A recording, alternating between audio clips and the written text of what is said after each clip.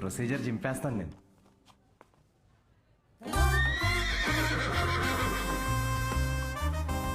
Siddhu,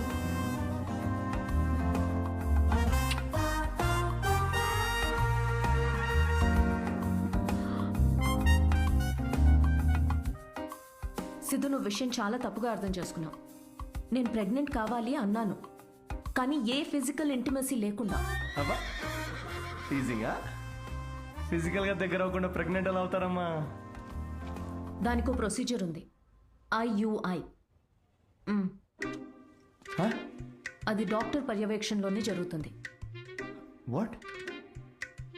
IUI? Doctor why అంటే సూపర్విజన్లో చేస్తే feel పోద్దేమో కదా? సిద్ధు, నేను చెప్పేది ఒకసారి విను. ఈ IUI ప్రాసెస్లో నువ్వు స్పర్మ్ డోనర్వి మాత్రమే. Huh?